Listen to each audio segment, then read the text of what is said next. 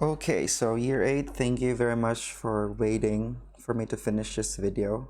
The purpose of me creating this video is to make sure that before we proceed with the next lessons is that you have a full understanding of the previous ones that I left undiscussed. So I've got two works that I've sent you and you sent back through me in ThinkWave, and I want to make sure that you understand what are those things about.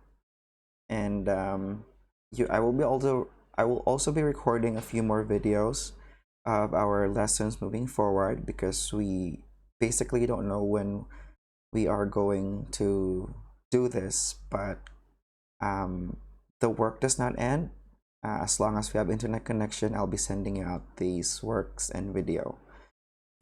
So I'd like you to open your books on Enquiry 4.2, and you can pause this video and open it on page, or open your book on page 58. And once you're done, you can continue on listening to this discussion. So one of the questions that I've sent a few days ago is for you to describe why is it very hard to live in Shangombo. So we all know with the previous activity, the physical, the economic, and the social problems or situations that this place or country has experienced. Now, with all of this together being presented to the people, it only means that it's very hard for them to live with those kind of situation. And I'd like you to further describe them. And here are some of your answers that you have provided, and I was able to summarize all of these. Number one, we have severe weather and extreme climate events. When we say the word severe, it's very strong. That means it's very intense weather, climate situation. And when I say extreme and severe, these are two words that have similar meaning. It means it's very strong, beyond the limit, okay? And flooding have increased and frequency for the past 2 decades, for the past 20 years. When you say increased in frequency, it has been flooding more often, okay? It's it probably have flooded for the past 2 months, and then it flooded again, and then it flooded again. So it's been very frequent. Hunger is everywhere. It means that people are getting hungrier. And we will find out later why hunger is connected to the severe weather events, as I explain further. And also, they don't have electricity. We know that electricity is very important nowadays because we basically need all of our appliances and things to work, our phones, our computers, and etc. for them to work. And so how do changes in weather and pattern affect the lives of the farmers? So most of the people in Shangombo, Zambia are farmers. They work by grazing, by planting crops, having animals to help them. So how does the pattern of the weather affect the lives of the farmers? They cannot predict the rain. Okay, when you say pattern, it means that there is like a rhythm or a common time that these farmers would plant because there is enough water. There's a time that they don't need to plant because there's no water. At this time, they don't know the pattern anymore. That means they do not know when rain would come. Is it okay for them to plant or not to plant? Is it okay for them to gather the crops because it's gonna flood, or it's just they will just leave them there? So they have no pattern. They don't know when the rain will come. And it has changed dramatically. It means that it has changed abruptly, and they didn't have time to plan out for whatever activities they have. They experience the worst drought where animals die and crops fail to grow. So there's a time that there's too much rain, and there's also a time that there's no rain at all. So they could not balance things. It means that it's going to be hard for them to know when to plant and not to plant. Because if they plant, floods come and the plants would die. Some, if they plant, there's no water at all, so the crops fail. And we know that animals need plants to grow. These animals don't have enough food to eat, so they also die. And now the government is getting the seeds of corn not on their own country, but they get it or import them from other countries. So they do not produce their own corn or their own crops anymore. They have to get these from other countries. And if they don't have money, if they don't have enough income, then how would they be able to buy them? How would they be able to buy food?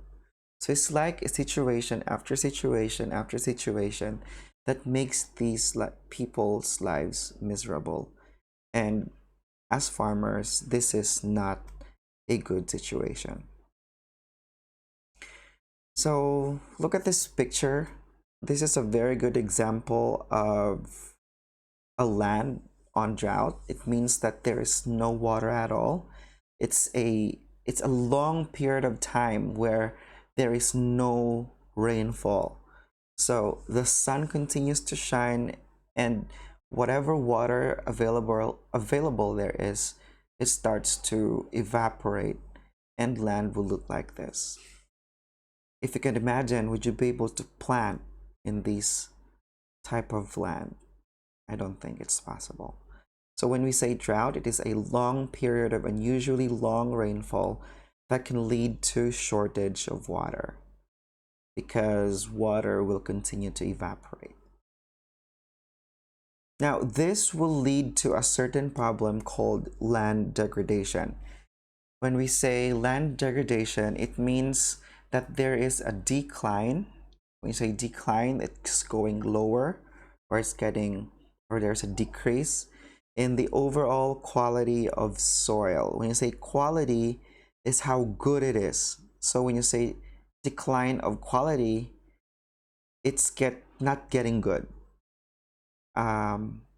Water is not available, so the vegetation or the plant's condition are getting lower and lower. And who causes these? It's the human activities. So the value and the quality of land is getting lower because of the activities of the people themselves. So what types of activities are they? What are these human activities that cause land degradation, or the lowering of the quality of land? So I'm going to show you this diagram. And here, the one in red are the activities that humans do. Number one, here on the left side, we have bush burning. Okay, it's very self-explanatory. People burn even plants or the bushes that are living. Poor irrigation practices. They deliver water using tubes that are inappropriate. At some point, the tubes are broken, so the water are just going into different places, and the land that needs water are not getting enough land or not enough water anymore. Overuse of groundwater. Groundwater is essential or very important because the groundwater gives water to grass, to any plants that live in the wild. So if you use land if you use groundwater in a wrong way, or you overuse it, that means other living things will not be able to get these important water in the ground. Overgrazing, on the other hand, it means that your animals like cows, goats, sheep are eating too much of the grass. So it means that it could not hold water any longer. Okay, so when you take all of the grass and these plants away being eaten by the animals, then land will become dry and land will be very loose. um, Poor land use practices, again, not proper way of using the land. Okay, they use the land in many ways, putting chemicals, putting or um, using land for practices that are not very good for people. And last one is deforestation. That means cutting off of the forest. So what do these things do? What do these activities of humans do? It will become a problem to climate, which causes droughts and flash flooding. The soil will have very low nutrients like salt and bases. The land becomes sandy and loose. The atmosphere becomes more warm and the weather becomes very unpredictable. The plants will not be enough to hold the soil. There will be scattered trees. They will not be forest anymore. And of course, again, they will not be able to adapt to droughts. So all of these human activities will cause so much problems in the ecosystem. And what happens is that all of these things happen to them that resulted to the desertification process in Shangombo. What is desertification? I'm gonna explain that in the next video that I'm gonna send you. But it's basically when a place becomes a desert. So it was a healthy place with plants, animals living together properly, and desertification is the process of changing that place, that once healthy place, into a desert.